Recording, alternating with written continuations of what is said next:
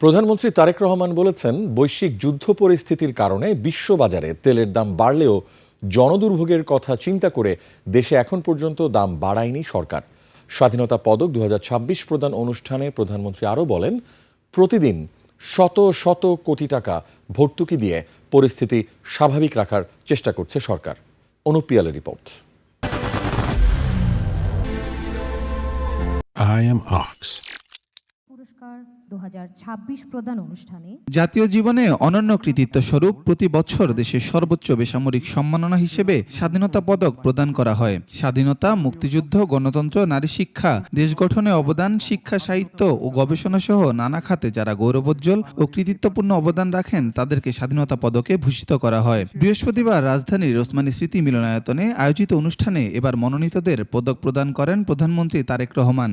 এবং প্রিন্ট ও ইলেকট্রনিক স্বাধীনতা, গণতন্ত্র ও নারী শিক্ষা সহ দেশ গঠনে অনন্য অবদান স্বরূপ স্বাধীনতা পদক 2026 মরণোত্তর পেয়েছেন প্রয়াত প্রধানমন্ত্রী বেগম খালেদা জিয়া। পুরস্কার গ্রহণ করেন নাতনি জাইমা রহমান।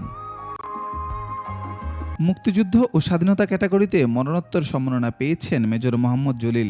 একই ক্যাটাগরিতে প্রতিষ্ঠান হিসেবে পুরস্কৃত হয়েছে ফৌজদারহাট ক্যাডেট কলেজ। সংস্কৃতিতে বরেণ্য ব্যক্তিত্ব হানিফ সংকেত এবং মরণোত্তর সম্মাননা পেয়েছেন বশির আহমেদ। সাহিত্যে মরণোত্তর সম্মাননা পেয়েছেন ডক্টর আশরাফ সিদ্দিকী। ক্রীড়াক্ষেত্রে অবদানের জন্য পুরস্কার পেয়েছেন জুবেরা রহমান লিনু।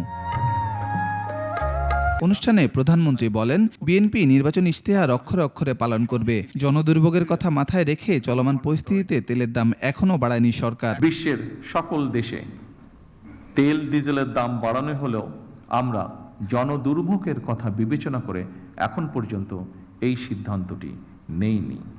এই খাতে প্রতিদিন শত শত কোটি টাকা ভর্তুকি দিয়ে হলেও সরকার চেষ্টা করছে আন্তরিকভাবে পরিস্থিতি স্বাভাবিক রাখার। মতবিরোধ থাকলেও সেটা যেন শত্রুতায় পরিণত না হয় এমন মন্তব্য করে দেশের স্বার্থে সবাইকে সতর্ক থাকার আহ্বান জানান তারেক রহমান। আমাদের মত ভিন্ন হতে পারে, আমাদের মধ্যে বিভিন্ন ইস্যুতে বিতর্ক বিরোধ থাকতে পারে, তবে আমাদের মধ্যেকার বিতর্ক বিরোধ যেন শত্রুতায় রূপ না নেয়। দেশের স্বার্থে অবশ্যই সে ব্যাপারে আমাদের সবাইকে অত্যন্ত সতর্ক থাকা জরুরি। মুক্তিযুদ্ধের সব জাতীয় নেতাদের শ্রদ্ধাও জানান সরকার প্রধান। অনুপ পিয়াল, 21 টেলিভিশন, ঢাকা।